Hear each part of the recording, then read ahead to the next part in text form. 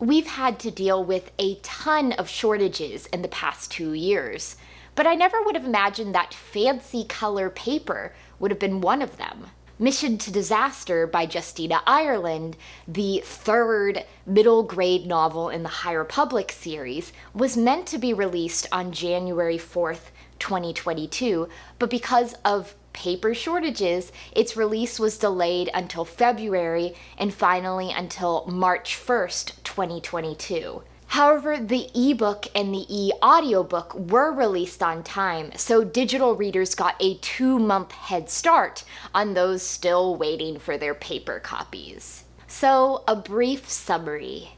It appears that the Nile Marauders are all but defeated, so Jedi Knight Vernestra Rwoh hopes that she will finally have time to train her Padawan, Imri Cantaros. But reports of a Nile attack on Port Haliup soon dashes those hopes.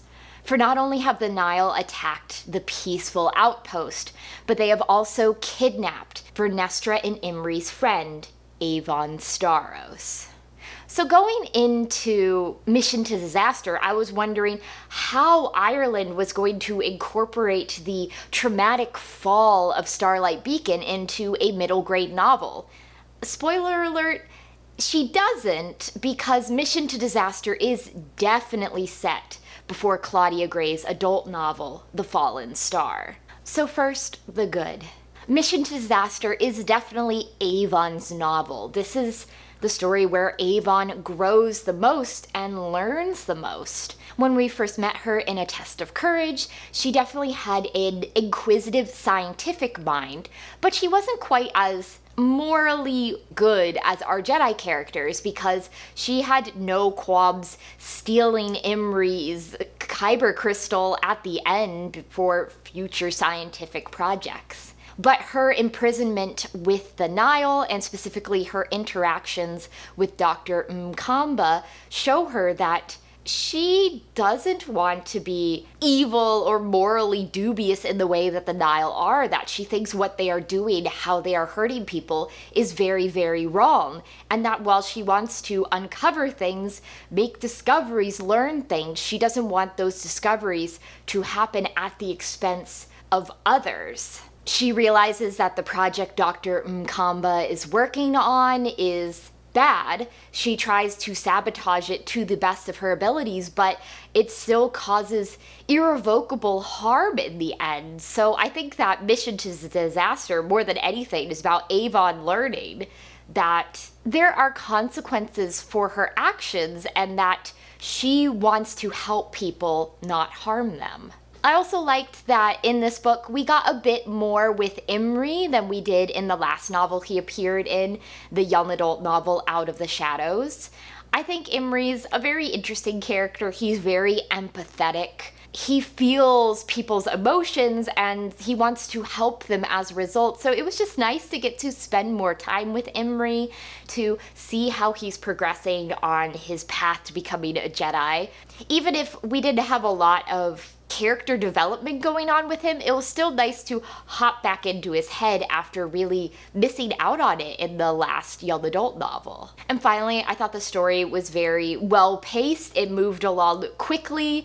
There's a lot of action and excitement going on, but at the same time, Vernestra and Imri are investigating what happened to Avon while we, the reader, know what happened to Avon. We just don't know where she is. And I never felt like their investigation into what happened to her got bogged down. I think because there is, for a middle grade novel, a lot of action sequences here, which kept it exciting and fun to read.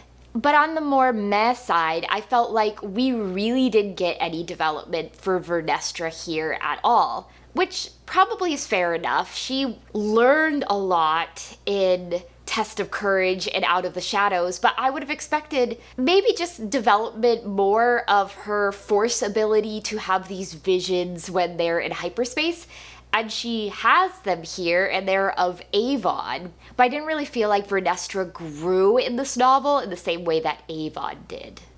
And I guess in the end, I'm not sure why Dr. Mkamba survived, ran off to fight another fight, because she felt very much like a villain of the week to me. You know, this Nile character who shows up, never appeared before, shows up in this book, and she does bad things, and Vernestra and Imri confront her, and so I would have expected that to be the end of her, but she literally runs off into the woods and escapes, so I guess we'll see her again.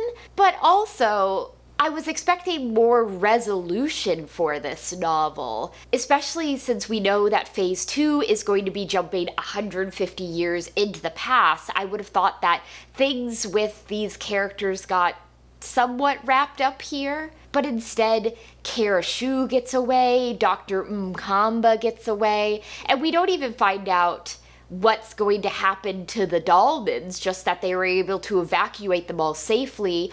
Honesty says that if they're able to return, he'd rather not because he wants to see more of the galaxy. But it just felt a little too open-ended at the end for me, and I wanted more of that resolution here.